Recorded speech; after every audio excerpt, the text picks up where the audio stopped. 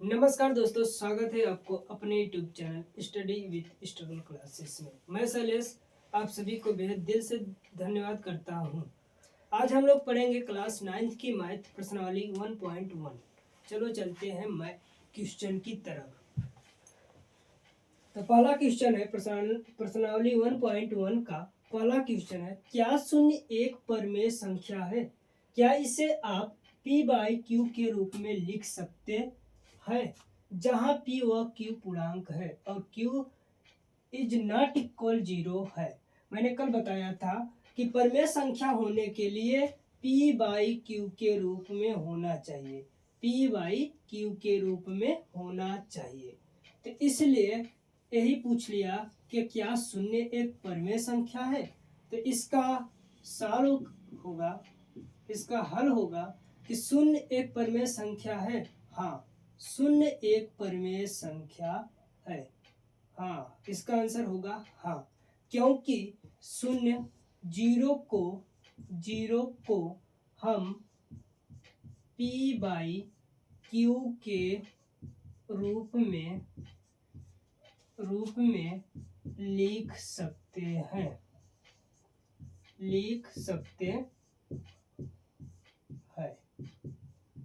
जैसे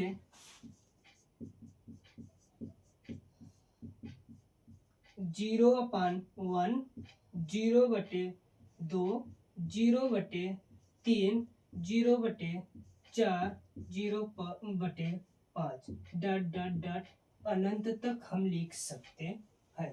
इसलिए 0 परमेय संख्या है। परमेय संख्या ना होने के लिए q इज नॉट इक्वल 0 होना चाहिए, मतलब कि q बराबर 0 नहीं होना चाहिए। तो हम लोगों ने q के जगह पर 1 2 3 4 5 संख्याएं रखे हैं, बल्कि p के जगह पर 0 रख दिए हैं और ये दोनों p बाई क्यू के रूप में हमको दिखाई दे रहे हैं। इसलिए 0 एक परमेय संख्या है। क्वेश्चन नंबर दूसरा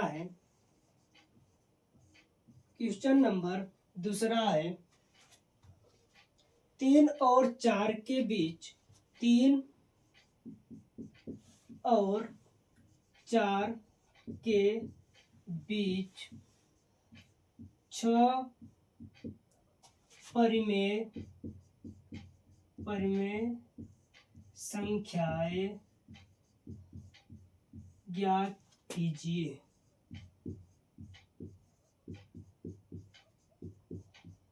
देखिए, बोला है कि 3 और 4 के बीच 6 परिमेय संख्या ज्ञात कीजिए। इसको सॉल्व करने के लिए आपको पता होना चाहिए कि परिमेय संख्या क्या होता है। और कल मैंने बताया था कि परिमेय संख्या क्या होता है। कल मैंने यह भी बताया था कि 3 और 4 भी परिमेय संख्या हो सकते हैं, क्योंकि 3 के नीचे 1 हमेशा छिपा रहता है और p बाई क्यू के रूप में 3 और 4 दिखाई दे रहे हैं। लेकिन आपसे ये पूछ रहा है कि 3 और 4 के बीच 6 परिमेय संख्याएं ज्ञात करना है। तो कैसे करेंगे? तो सबसे पहले कितना बोला है? 6। तो 6 में 1 जोड़ेंगे तो कितना होगा? 7। कितना होगा? 7। तो एक इस साइड 3 लिखना है और इस साइड 4 लिखना है। ऊपर नीचे 4 से गुणा करना है। सॉरी, गलती हो गया। 6 1 7, जितना संख्या बोले उसमें 1 जोड़कर उसी से गुणा करते हैं और उसी से भाग भी करते हैं। देखिए इधर 4 में 7 से गुणा करिए और 4 में 7 से भाग भी कर दीजिए। तो कितना होगा? देखो, 3 का 7 में जब गुणा करोगे तो 3 सत्ते 21 होता है और बटे में 7। इधर देखिए 4 सत्ते 28 बटे में 7। अब बताइए 21 और 28 के बीच कितने परिमेय संख्या मिलेंगे? तो देखिए 21 के बाद क्या आता है? 22 और लिखिए बटे 7। 22 बटे 7, 23 बटे 7, 24 बटे 7, 25 बटे 7, 26 बटे 7। क्या आपको 3 और 4 के बीच 6 परिमेय संख्या मिल चुके हैं? नहीं, अभी तो 5 हुआ है, देखो इधर 1 2 3 4 5, तो अभी 26 है, अभी एक बचा है 27/7। इसका आंसर यही होगा, इसका आंसर यही होगा। 21/7, 22/7, 23/7, 24/7, 25/7 और 26/7। क्वेश्चन नंबर 1, क्वेश्चन नंबर 2 दोनों हो गए। क्या आपको दोनों ये क्वेश्चन समझ में आ गए? अगर समझ में आ गए तो आप मेरे साथ इसको लिख लीजिएगा, तुरंत लिख लीजिए, या आपकी मोबाइल से देख रहे हैं तो तुरंत स्क्रीनशॉट मार लीजिए, या तो मेरे साथ लिखेंगे तो ज़्यादा बेटर होगा, क्योंकि जल्दी जल्दी में आपका स्क्रीनशॉट भी नहीं मारना पड़ेगा और आपका फेयर या फिर नोटबुक हो पूरा हो जाएगा। ठीक है, अब हम मिलते हैं अगले क्वेश्चन में। चलिए क्वेश्चन नंबर तीसरा देखते हैं। क्वेश्चन नंबर तीसरा है कि 3/5 और 4/5 के बीच 5 परिमेय संख्याएं ज्ञात कीजिए। करना कुछ नहीं है, जो आपको दूसरा सवाल बताया है ना उसी तरह से इसको भी कर देना है। तो पहले देखना कि कितने कितने संख्याएं पूछ रहा है। तो यहाँ पर कितना पूछ रहा है? 5। कितना पूछ रहा है? 5। तो 5 में कितना जोड़ना है? 1। 5 में कितना जोड़ना है? 1। तो कितना होगा? 6। 5 1 होगा 6। तो कुछ नहीं करना है, 3/5 को लिखना है और 4/5 को लिखना है। 3/5 में ऊपर नीचे 5 5 से क्या कर देना है? गुणा। ऊपर नीचे 5 5 से क्या कर, सॉरी गलत हो गया, ऊपर नीचे 6 से गुणा कर देना है। इसमें भी ऊपर नीचे 6 से गुणा कर देना है। देखिए इधर कितना होगा? छत्रिक होता है 18। छत्रिक कितना होता है? 18। और 5 छक्के कितना होता है? 30। इसी का इसको देखो, 4 छक्के कितना होगा? 24। और 5 छक्के कितना होगा? 30। क्या आपको दोनों हर बराबर आए हैं? हाँ, यदि दोनों हर बराबर आए हैं तो 18 से 24 के बीच जो संख्याएं होगी वही आपकी 5 परिमेय संख्याएं हो जाएंगी। तो देखिए 5 परिमेय संख्या, 18 के बाद क्या आता है? 19। तो 19/30 लिख देना है। इसके बाद क्या आता है? 20। 20/30। इसके बाद क्या आता है? 21। 21/30। 22/30 और 23/30। देखिए 1 2 3 4 5, 18/30, 24/30 के बीच कितने संख्या मिल चुकी हैं? 5 परिमेय संख्याएं मिल चुकी हैं।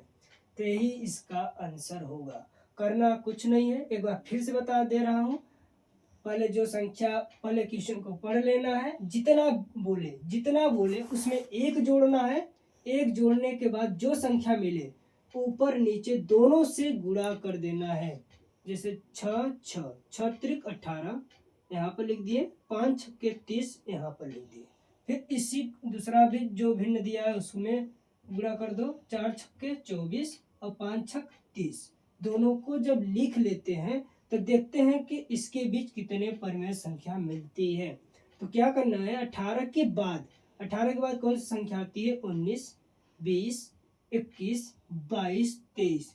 क्या दोनों जितने भी यहाँ पे संख्याएं मिली हैं क्या 18 और 24 के बीच वाली संख्या है? हाँ, तो ही आपका बीच वाला ही आंसर होगा। क्वेश्चन नंबर चौथा है, नीचे दिए गए कथन सत्य है या असत्य, कारण के साथ अपने उत्तर दीजिए। तो सबसे पहले है कि प्रत्येक प्राकृत संख्या एक पूर्ण संख्या होती है। यह सत्य है, यह सत्य है, सत्य है। क्योंकि कारण है इसका, क्योंकि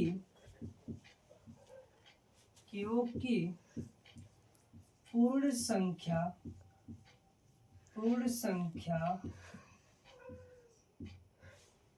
0 से पूर्ण संख्या में 0 1 2 3 4 5 ... अनंत तक संख्याएं होती अनंत तक होता है, क्योंकि पूर्ण संख्या में 0 1 2 3 4 5 अनंत तक होता है, अनंत तक होता है। और प्राकृतिक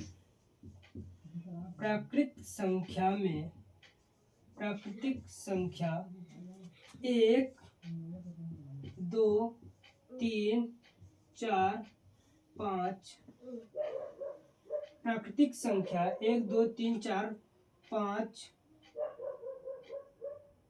तक 1 2 3 4 5 डॉट डॉट अनंत तक होती अनंत तक होती है, अनंत तक होती है।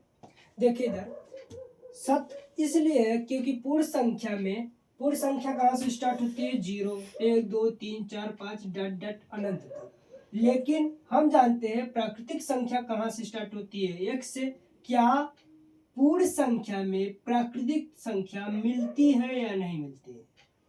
तो आप लोग कहोगे हाँ सर मिलती है, क्योंकि 0 से स्टार्ट हो रही है और ये 1 से स्टार्ट हो रही है। तो क्वेश्चन आपका क्या है कि प्रत्येक प्राकृतिक संख्या एक पूर्ण संख्या होती है। आंसर होगा सत्य, क्योंकि देखो यहाँ 0 से स्टार्ट होता है पूर्ण संख्या। क्या 0 में 1 2 3 4 जो ये प्राकृतिक संख्या है मिल रही है कि नहीं? तो कहोगे यस सर, इसलिए इसका आंसर होगा सर। तो लिखोगे इसका कारण क्या होगा? कारण होगा कि प्रत्येक पूर्ण संख्या में पूर्ण संख्याओं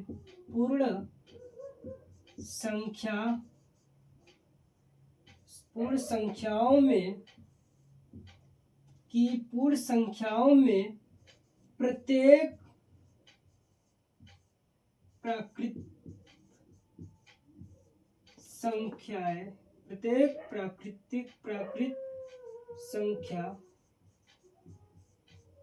संख्याएं मिलती हैं। मतलब कि पूर्ण संख्याओं में, सॉरी यहाँ गलत हो गया था, में प्रत्येक प्राकृतिक संख्याएं मिलती है, इसीलिए यह सत्य है। फिर से देखिएगा कि प्रत्येक प्राकृतिक संख्या एक पूर्ण संख्या होती है, तो इसका आंसर होगा सत्य, क्योंकि पूर्ण संख्या 0 से स्टार्ट होती है और प्राकृतिक संख्या 1 से स्टार्ट होती है। 0 में 1 भी आता है, मतलब 0 वाली संख्याओं से जब स्टार्टिंग करेंगे तो 1 भी मिलेगा। और पूर्ण संख्या में प्राकृतिक संख्या मिलती है, इसीलिए प्रत्येक प्राकृतिक संख्या पूर्ण संख्या होती है, इसलिए यह सत्य है। इसके बाद दूसरा बोला है कि प्रत्येक पूर्णांक एक पूर्ण संख्या होती है। नहीं, क्योंकि हमने कल बताया था कि पूर्णांक में प्लस वाली संख्याएं तथा माइनस वाली संख्याएं दोनों होती है, मतलब धनात्मक व ऋणात्मक दोनों होती है। और हमने सीखा कि पूर्ण वाली संख्या में सिर्फ धनात्मक संख्याएं होती है, इसलिए यह क्या है? असत्य है। तो लिखोगे यह असत्य है। कारण पूर्णांकों में ऋण वाली संख्या भी मिलती है, ऋण वाली संख्या भी मिलती है, क्योंकि पूर्णांकों में ऋण वाली संख्या भी मिलती है और हम जानते हैं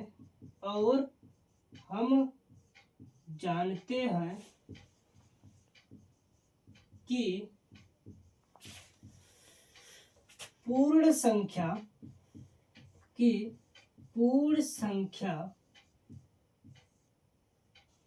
0 से धनात्मक होता है, 0 से धनात्मक तक होती है। जैसे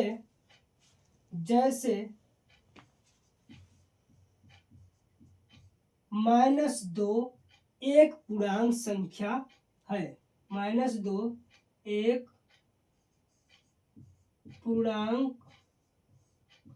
पूर्णांक है, लेकिन यह पूर्ण नहीं है, यह पूर्ण संख्या नहीं है, क्योंकि पूर्ण संख्या 0 से स्टार्ट होती है और पूर्णांक संख्या में प्लस वाले और माइनस वाले दोनों होते हैं। इसलिए प्रत्येक पूर्णांक एक पूर्ण संख्या नहीं होती है, इसलिए यह सत्य है। क्वेश्चन नंबर 3 है। चलिए अब देखते हैं तीसरा, इसी पाठ का तीसरा। प्रत्येक परिमेय संख्या एक पूर्ण संख्या होती है। क्या आप लोगों को क्या लग रहा है, यह सत्य है कि असत्य? कमेंट करिएगा, बताइए। क्या मैं इसे HW कर दें, HW में दे दे? क्या आप लोग कर लोगे? नहीं, आप लोग नहीं कर पाओगे। चलिए, जिसको ये आता है वो करेगा अपने मन से, अपने बिना देखे करेगा, और जिसको नहीं आता है इधर देखिए ध्यान से। प्रत्येक परिमेय संख्या एक पूर्ण संख्या होती है। अच्छा, हमने कल क्या बताया था कि परिमेय संख्या में भिन्न भी होता है, भिन्न भी हो सकता है, भिन्न हो सकता है और दशमलव में भी हो सकते हैं। लेकिन पूर्ण संख्या में क्या भिन्न होता है? क्या दशमलव होता है? नहीं होता है। इसी कारण यह ए भी लाइन असत्य है, ये भी लाइन असत्य है। तो लिखोगे असत्य है, असत्य है। क्यों? कारण है इसका, क्योंकि परिमेय संख्या में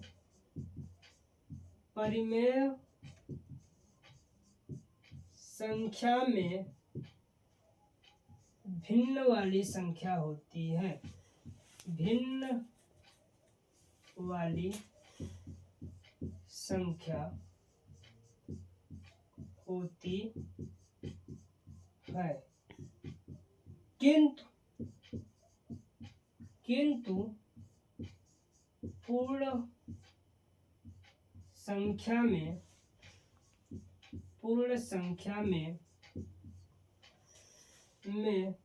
भिन्न वाली संख्या नहीं होती है, भिन्न वाली संख्या नहीं होती है, नहीं होती है। जैसे 1/3। बताइए, क्या हमने कल यही बताया था कि 1/3 भी पूर्ण संख्या होगा? मैंने तो कल यही बताया था ना कि पूर्ण संख्या 0 से स्टार्ट होती है, 0, 1, 2, 3, या फिर आप लोग जानते भी हो कि पूर्ण संख्या 0 से स्टार्ट होती है। ना ये कभी भिन्न में हो सकती है और ना ही ये कभी दशमलव में हो सकती है। तो क्या यह 1/3 पूर्ण संख्या है?